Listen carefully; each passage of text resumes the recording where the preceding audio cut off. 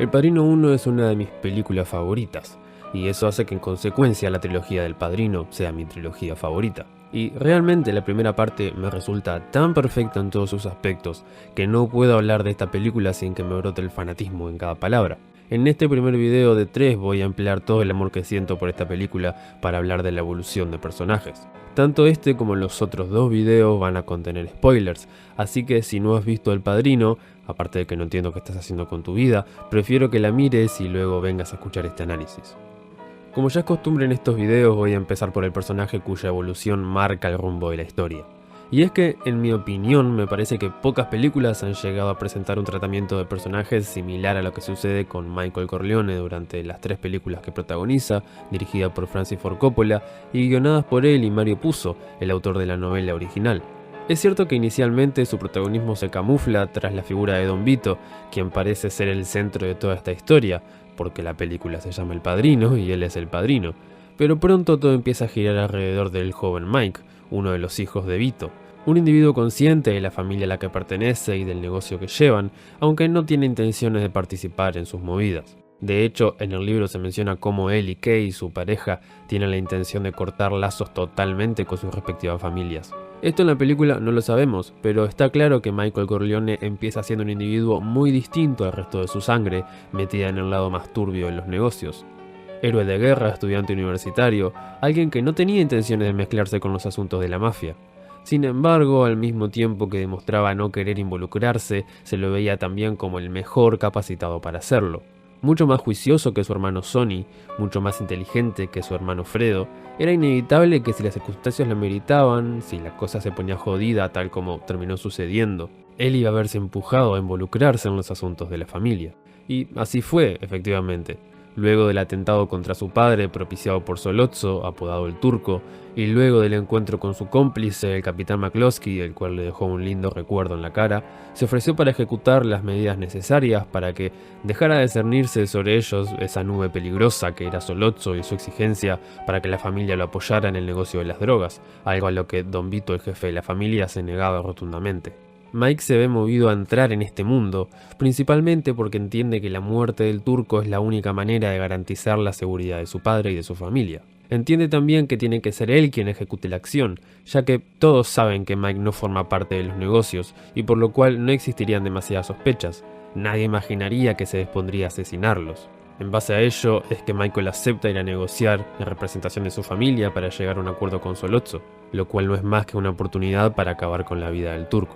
La escena del restaurante, luego de que Michael trae el arma desde el baño y se sienta en la mesa antes de matar a los dos hombres, tiene ese momento sublime en el que oímos a Sollozzo hablando de fondo y vemos al joven Corleone con la mirada perdida, mientras el sonido de un tren lo ocupa todo y nos da la pauta de los pensamientos del personaje, del conflicto que aquella situación supone, del modo en que su vida está a punto de cambiar para siempre. Está a punto de involucrarse de lleno en los negocios de la familia.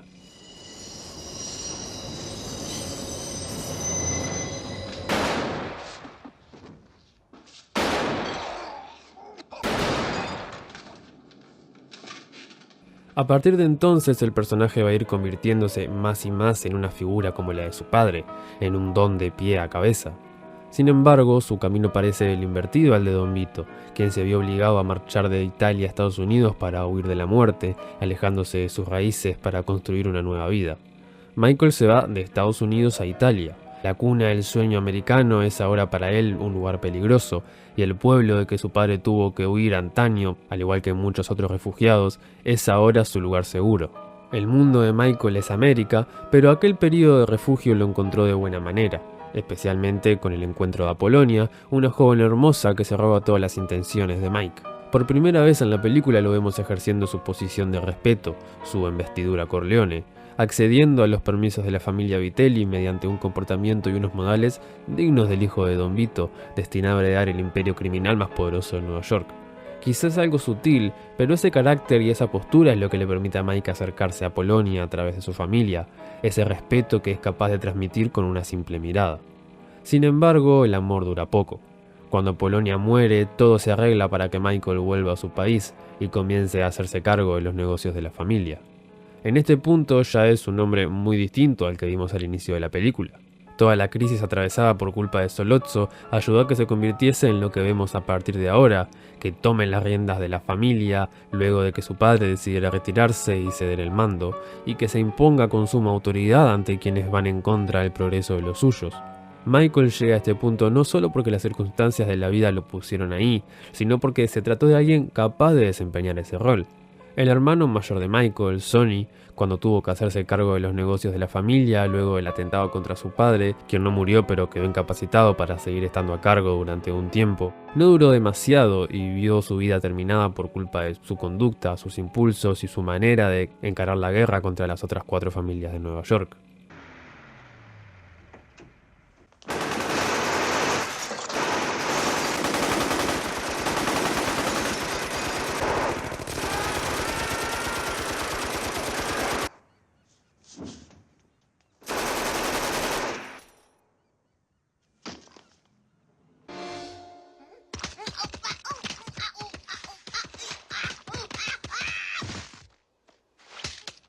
Mike fue mucho más inteligente, fue mucho más cauto y frío, mucho más parecido a su padre.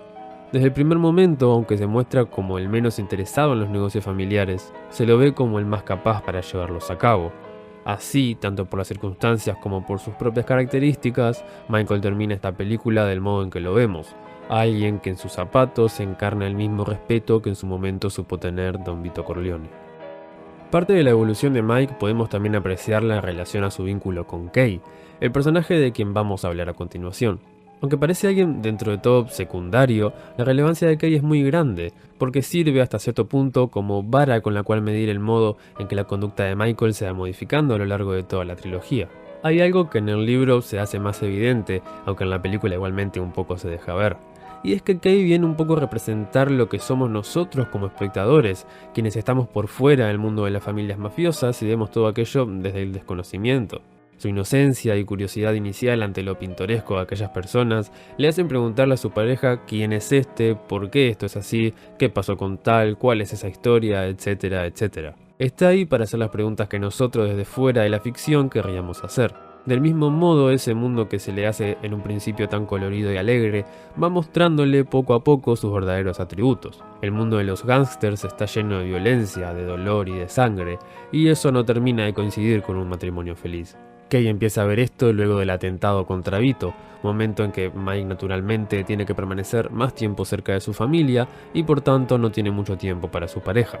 Más aún, el verdadero golpe de realidad respecto a este tema es cuando Michael tiene que irse a Italia, sin avisar a nadie por fuera de su familia, en absoluto secreto. De la noche a la mañana, Kay pierde toda pista sobre el paradero de quien era su novio, a quien encima se le acusa ahora de un doble homicidio, algo que ella desde luego no cree. Luego de casi un año fuera del país, Mike vuelve y se encuentra con Kay, siendo ahora un hombre totalmente distinto. Ella tampoco es la misma, pero termina pesando mucho el amor que en el fondo sigue sintiendo por él, a pesar de que se fue y nunca le dio pistas sobre su paradero, a pesar de que ella intentó contactarse muchas veces y de que aún le duele el modo en que él se fue y vuelve como si nada a pedirle que sea su esposa. Ellos ya no van a ser la pareja joven e idílica de un principio, sino más bien el don poderoso y la esposa dedicada a brindarle hijos. El deseo de Michael se vincula más con el hecho de querer formar un núcleo familiar digno de su posición que con el anhelo de amar a la mujer con la que asegura querer pasar el resto de sus días. El Padrino es una de esas películas en las que poco a poco la mayoría de los personajes van envolviéndose en sombras más y más oscuras. Esa sombra comienza a envolver a Kay en el momento en que acepta una vida junto a Mike, a sabiendas de la clase de negocios en los que está implicado.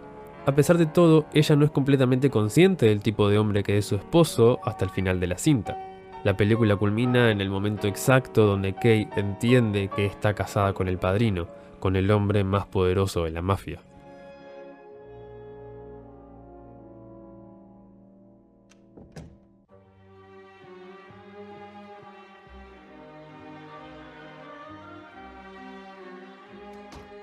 No es posible a partir de acá hablar de mucha evolución de personajes que digamos.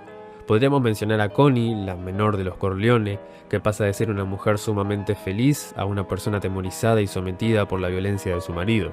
O de Fredo, el hermano más lelo y con menos madera de mafioso, que termina viéndose, al menos en apariencia, como todo un hombre de los casinos en Las Vegas. Pero sus evoluciones como tal las vamos a ver recién en la segunda película. Y es que, a pesar de que una de las mejores características de esta cinta sean precisamente sus personajes, esto no implica que todos presenten una evolución clara durante el transcurso de la historia. Todos tienen cierto grado de profundidad, en parte porque esa profundidad nos la ofrece el ambiente en el que están integrados, esa italianeidad de la comida, la música, los acentos, las costumbres, la fidelidad, la devoción y la familia. El contexto de los personajes es el condimento perfecto para que sintamos por ello un profundo interés, además de lo que ellos mismos dicen y también de lo que callan.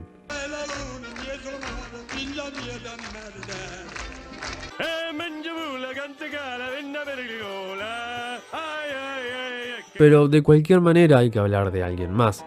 Y es que llegamos a esta historia para ver los últimos compases de la larga vida de Don Vito Corleone.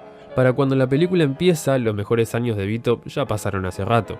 Sigue siendo uno de los hombres más poderosos de Nueva York y sin duda el más poderoso del crimen organizado. Pero ya está viejo, y aunque sus fuerzas no merman, su influencia política se mantiene sólida y su capacidad bélica es firme, los embates del futuro que se avecina para el mundo del crimen arremeten con fuerza ante una manera de entender los negocios que no contemplan alguna de las nuevas grandes oportunidades que se ofrecen, como por ejemplo el mercado ilegal de narcóticos, al cual Vito se niega rotundamente. Como en ese capítulo de Los Simpsons donde Homero y Bart ilustran un documental que habla sobre la relación entre las nuevas y las viejas generaciones, el Padrino nos pone en la situación de cómo en el mundo de la ilegalidad y la cosa nostra sucede lo mismo. Nos ubica ante un cambio generacional de las formas y las intenciones de los negocios de un submundo que igualmente, aunque busca renovarse, mantiene ciertos códigos y cierto apego a sus raíces. La caída de Don Vito representa el fin de toda una generación histórica del AMPA neoyorquino, y es una caída más que honorable.